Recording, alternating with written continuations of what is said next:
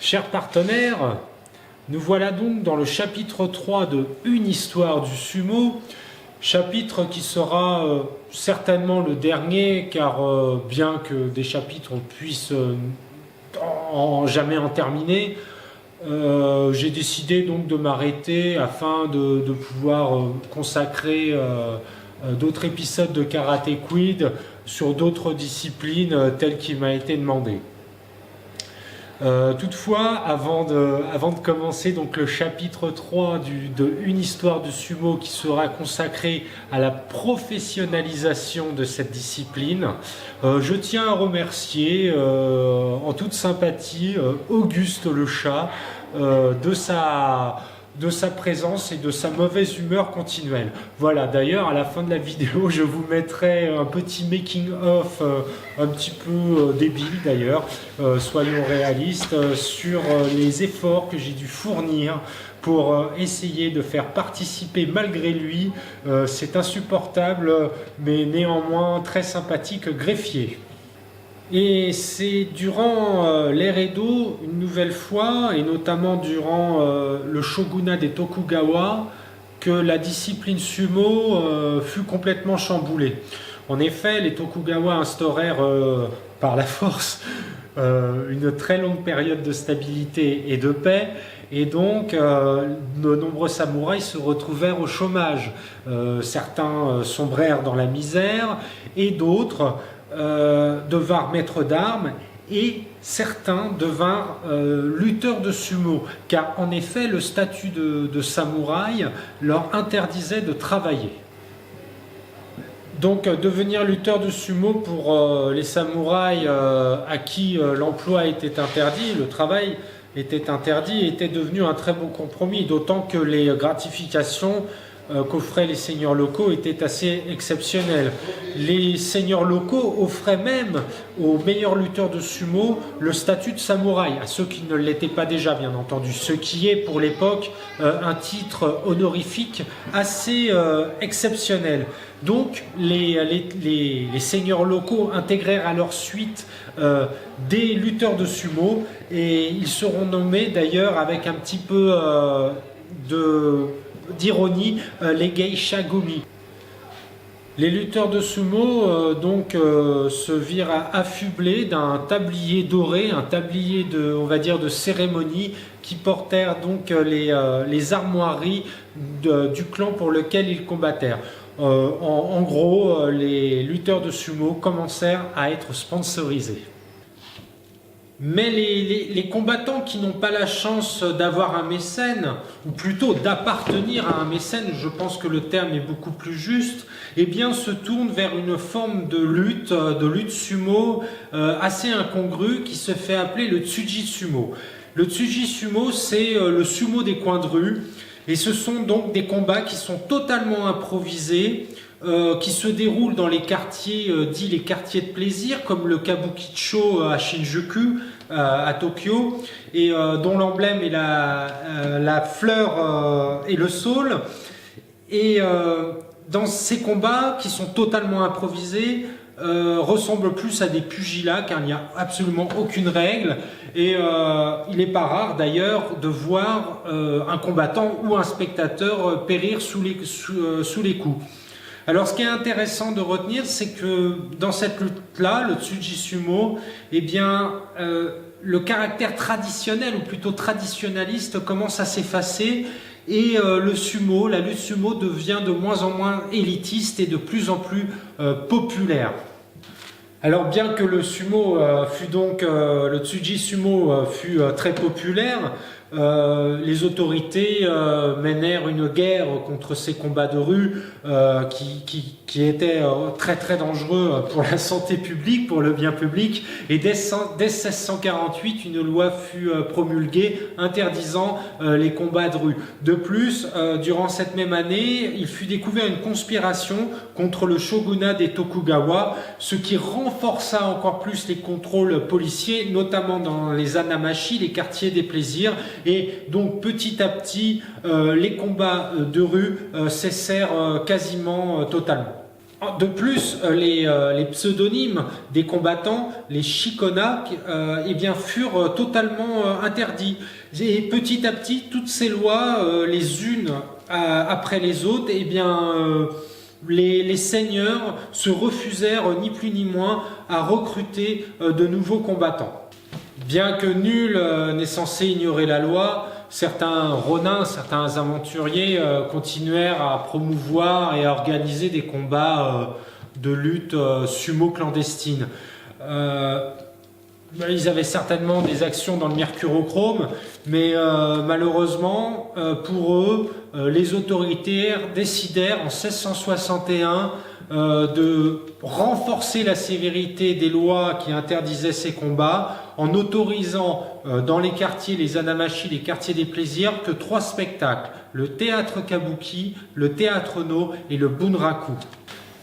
Et c'est durant la période d'Edo que le sumo le sumo professionnel prit son véritable essor, car les passionnés, les véritables passionnés qui voulaient pratiquer un sumo, une lutte sumo sincère, décidèrent donc de s'adapter au nouveau shogunat et à son administration très japonaise, pour pas dire soviétique. C'est-à-dire que tout devait être absolument écrit et précisé. Et donc, eh bien, ces passionnés décidèrent d'écrire un cahier des charges qui lui aussi sera extrêmement précis, et ils le présentèrent au shogunat, à l'autorité du moins administrative, qui l'accepta. Et c'est en 1684 qu'un ronin nommé Ikazuchi Gongayu réussit à convaincre le supérieur du sanctuaire de Fukagawa à Edo, l'actuel Tokyo, d'organiser un tournoi de lutte sumo de charité qui devait durer 8 jours. Et bien entendu, comme le cahier des charges qui avait été écrit précédemment le précisait, tout fut extrêmement bien organisé afin qu'aucun incident ne puisse, on va dire, polluer ce tournoi qui dura 8 jours, ce tournoi de charité. Et il fut donc la première chose qui fut mise en place, c'est ni plus ni moins la zone de combat qui fut nommée pour le début Sumo-ba. Donc le terme Sumo-ba pour nommer la zone de combat n'est pas définitif, c'est juste le terme, on va dire, primitif. La zone était délimitée par des plots d'argile que l'on appelle les do et par des ballots de paille que l'on appelle les hio. Donc le terme final donna do-hio, ce qui signifie tout simplement plot d'argile et ballot de paille. Dans le cahier des charges de Gondayu étaient aussi précisées les 48 techniques de la lutte sumo qui étaient autorisées, et chaque technique était catégorisée soit dans la catégorie des projections, de la bascule, des flexions ou bien des croche-pieds. De plus, le Komen Tokumuru, c'est-à-dire l'autorisation d'organiser un tournoi, devait être impérativement affiché devant l'entrée du sanctuaire ou on va dire du lieu qui accueillait ces dits tournois. Et donc tout naturellement, toujours en 1684, autant pour moi, Gondayu reçut le titre de Toshiyori, qui signifie ancien. En gros, il devint l'organisateur officiel du shogunat. Et c'est durant cette même année de 1684 que le Japon verra l'apparition des fameuses Eiya, c'est-à-dire les écuries d'entraînement de la lutte sumo, qui sont fondées d'ailleurs par les lutteurs eux-mêmes retirés de la compétition. Donc l'organisation de travail au sein de ces écuries sont semblables à celles des Okiya, c'est-à-dire les écoles de formation des geishas. L'entraînement y est militaire et surtout impitoyable. Les repas sont pris en commun. et les élèves dorment dans le même dortoir. Et bien entendu, et fort heureusement, les résultats sont là, et de grandes lignées de champions ressortiront de ces écuries, et l'élève le plus doué de la Yéya, de l'écurie, recevra ni plus ni moins l'école en héritage de la main de son maître. Et c'est entre 1751 et 1781 qu'un très grand nombre d'écoles y verra le jour et que Edo, qui n'est pas encore Tokyo, deviendra la capitale de la lutte sumo. Dès la fin du XVIIIe siècle, Edo organisa même les tournois de sumo de la ville d'Osaka et de Kyoto, qui sont les deux autres centres névralgiques de la lutte sumo de l'archipel. Une loi fut même instaurée d'ailleurs qui obligeait les lutteurs qui voulaient participer aux tournois organisés au tournoi officiel organisé par la capitale, devaient obligatoirement intégrer une école d'Edo, sinon ils ne pouvaient pas participer au tournoi. Et c'est ainsi que de nombreux lutteurs de sumo qui appartenaient, entre parenthèses, aux seigneurs locaux, eh bien, furent aspirés par la force des choses au sein des écoles de la capitale pour intégrer la fédération, si je puis dire, japonaise de lutte sumo qui se prénommait Sumo Kaisho. Et d'ailleurs, cette nouvelle loi n'est pas sans provoquer la susceptibilité des seigneurs locaux qui se voient obligés de prêter leurs lutteurs pour que ces derniers puissent participer aux tournois les plus prestigieux de l'archipel.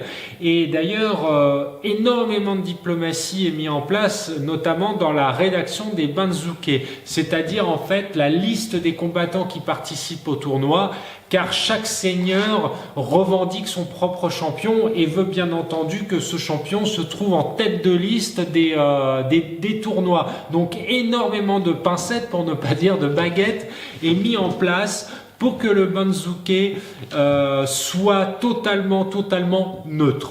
En parallèle de ces combats prestigieux, se développe une autre forme de lutte que l'on appelle le Honasumo, qui signifie à peu de choses près sumo féminin et qui est en fait un pastiche des grands tournois. Et ces tournois comiques sont organisés notamment dans les quartiers homosexuels et dans les maisons closes d'Osaka, et beaucoup eurent lieu durant l'ère du Genroku.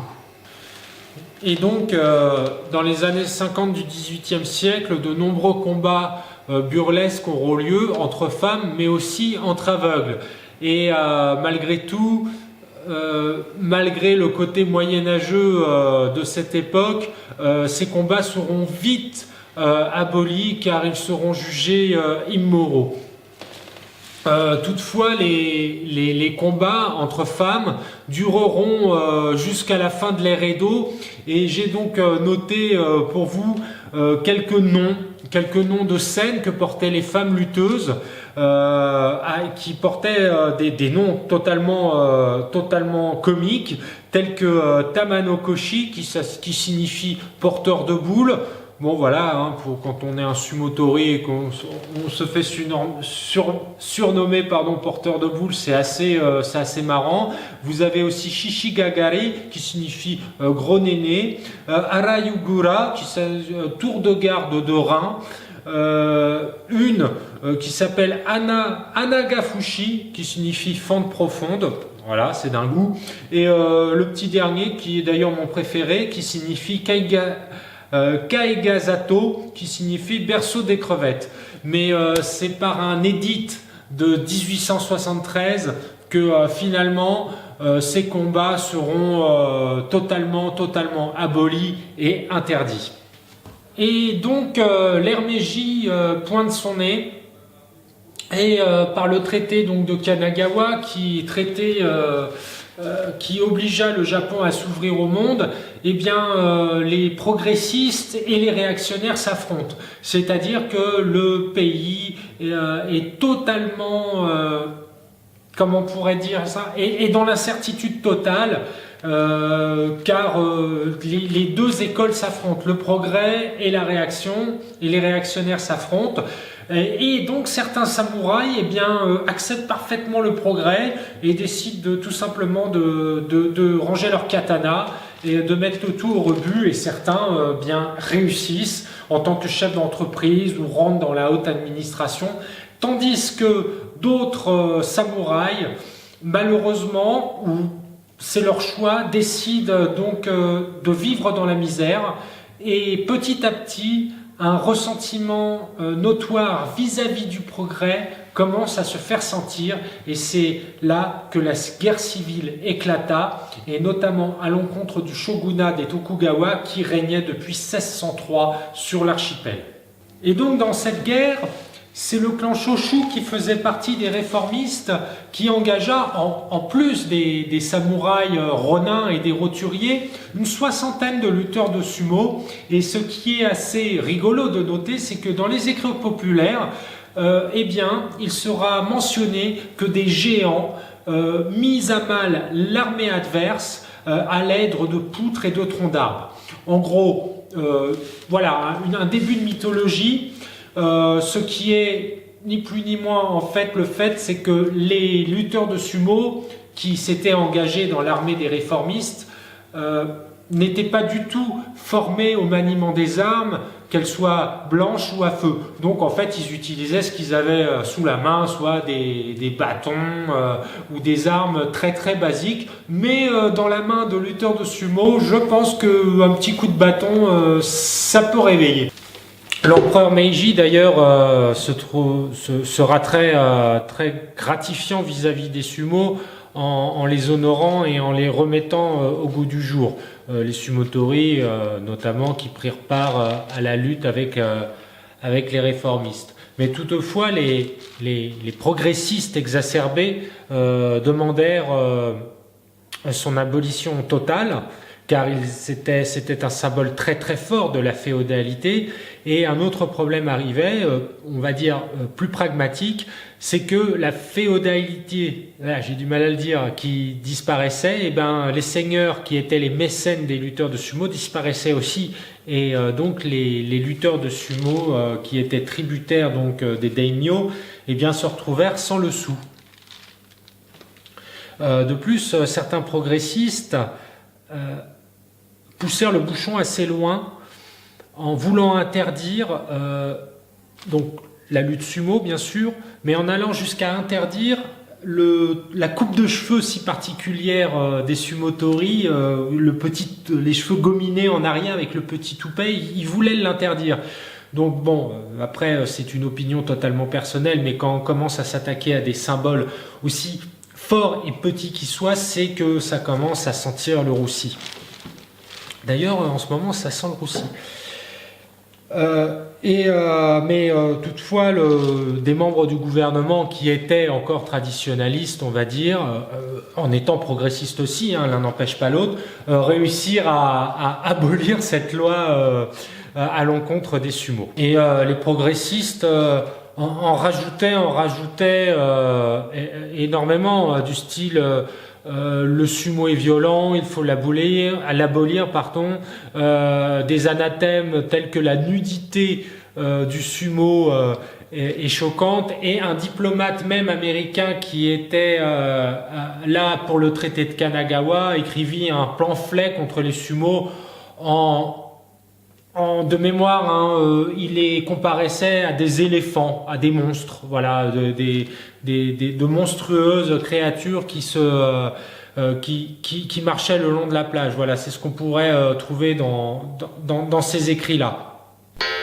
Toutefois, toujours au sein de ce gouvernement se trouvaient trois anciens samouraïs, décidèrent donc de se battre bec et ongle pour éviter l'interdiction de la lutte sumo et aussi des traditions japonaises. Donc de profondes réformes furent établies dans la fédération de lutte sumo, mais le Fudegashira, c'est-à-dire en gros le directeur et son adjoint, avaient établi une politique que l'on retrouve encore d'ailleurs à l'heure actuelle, qui s'appelle le favoritisme. En gros, les banzuke, c'est-à-dire donc les listings de combat, étaient établis un petit peu comme ils le désiraient. Donc ils faisaient ce qu'ils voulaient. Et il se passa quelque chose pour l'époque, peut-être même encore pour la nôtre, d'impensable, c'est-à-dire que une quarantaine de lutteurs de sumo du rang de Maegashira, c'est-à-dire le rang intermédiaire entre les très bons et les moins bons, on va dire les moyens, eh bien ces personnes-là, ces lutteurs de sumo, se rebellèrent. Celui qui prit la tête des rebelles se prénommait Takamiyama et donc ils décidèrent d'apporter un cahier de doléances à l'association et qui incluait, on va dire, une meilleure répartition, notamment des salaires entre les lutteurs de sumo. Donc Takamiyama envoya des plénipotentiaires, je ne sais plus comment on dit,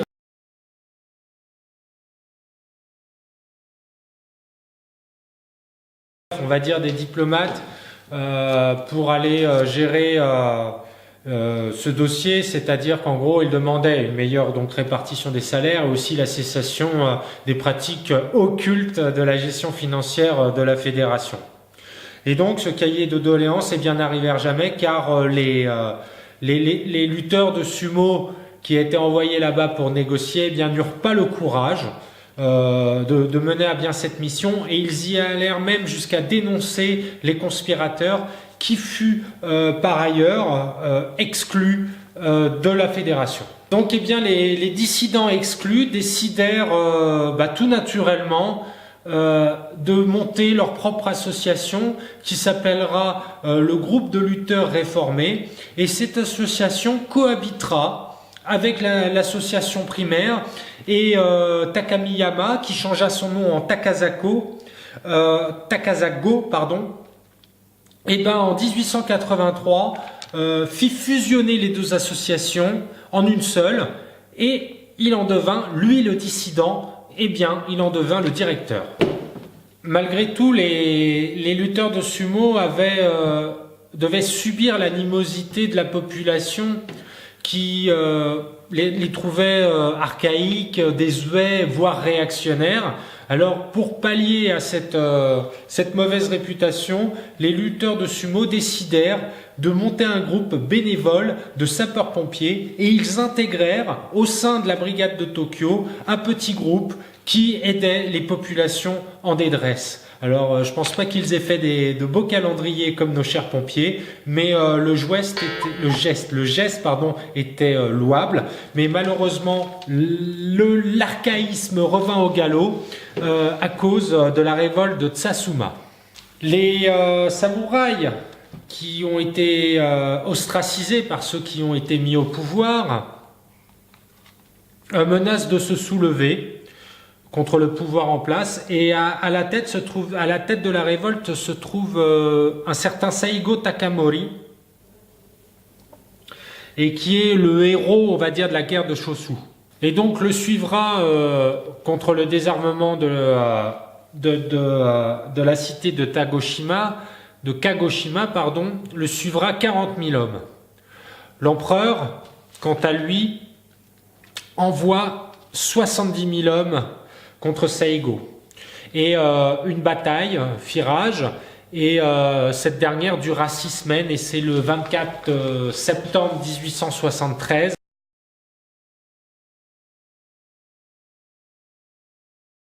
que Saigo fut gravement blessé lors de la bataille de Shiroyama, Et durant cette bataille, gravement blessé, il décida donc de se faire seppuku. Et cet homme devint symboliquement le dernier samouraï. Il fut malgré tout réhabilité, ce dernier samouraï, et le sculpteur Takamurako lui fit même une statue et elle fut érigée dans le parc de Ueno, lieu de la dernière bataille. Bien que les lutteurs de sumo n'aient pas officiellement participé à cette bataille, le côté archaïque refaisait surface car c'était les réactionnaires contre les progressistes et les Japonais dans leur ensemble, ce qu'on peut comprendre bien entendu, étaient pour l'ouverture et pour le progrès. On revoyait un petit peu les anciens démons ressurgir. Donc de nouveau, le sumo tombait dans le mauvais côté, dans le côté obscur de la force, si bien que tous les prétextes étaient bons pour pouvoir interdire la lutte sumo. Une fois, anecdote prise dans les archives, une plainte fut portée pour nuisance sonore, ce qui permit au préfet de l'époque d'interdire le sumo, la lutte sumo. Donc, bien sûr, l'interdiction fut très vite levée. Mais l'empereur, qui commençait à prendre conscience des dégâts que pouvait avoir l'abandon de la culture et des traditions japonaises sur le peuple, eh bien, décida d'organiser un tournoi de sumo en sa présence. Alors c'est très important de comprendre que pour l'époque, lorsque l'empereur, et même certainement encore maintenant, lorsque l'empereur organisait quelque chose en sa présence et que les populations, on va dire, y étaient invitées, même si elles devaient être triées sur le volet, je n'y étais pas pour vérifier, eh bien le geste était extrêmement fort, extrêmement puissant, extrêmement honorant. Pour nous occidentaux, de maintenant, on ne peut pas se rendre compte, on ne peut pas se dire oh il y a l'empereur qui organise ça, bon, j'y vais, ouais je sais pas, rien à foutre. C'est pas comme ça que ça marchait. Pour la Coupe du Monde de football, par exemple, si le président de la République n'était pas à la finale, personnellement, et je suis pas le seul, on s'en fout quoi. Il avait qu'à finir ses chocs à pic, il n'aurait pas été interdit de match, on s'en tape. Mais pour l'époque, le fait que l'empereur organise un tournoi de sumo et que la population y soit conviée, eh bien remis par ce simple geste le sumo, la lutte sumo sur les rails, ce qui permit d'ouvrir ce qu'on pourrait appeler un prochain chapitre qui n'aura pas lieu tout de suite car je vais faire une autre discipline d'ici peu, mais on pourra appeler le prochain chapitre le sumo des temps modernes, le sumo du XXe siècle. Alors en attendant, je vous remercie, je remercie mes 3 abonnés et mes 63 vues d'avoir été jusqu'au bout, et comme promis, donc je vous mets un making of un petit peu débilisant de mon chat Auguste qui a participé malgré lui à l'introduction de cette vidéo. Domo arigatou gozaimashita. Matane kudasai.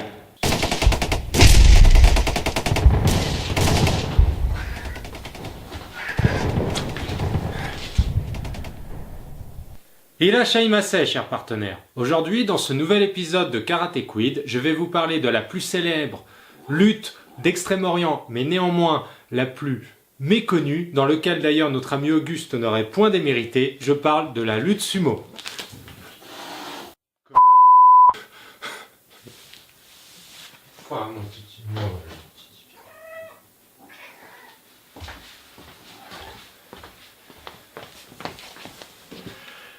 Irashaimase, chers partenaires. Aujourd'hui, dans ce nouvel épisode de Karate Quid, je vais vous parler de la lutte d'Extrême-Orient, la plus populaire mais néanmoins la plus inconnue au monde. Je parle de la lutte sumo, et d'ailleurs dans lequel notre ami Auguste n'aurait point démérité.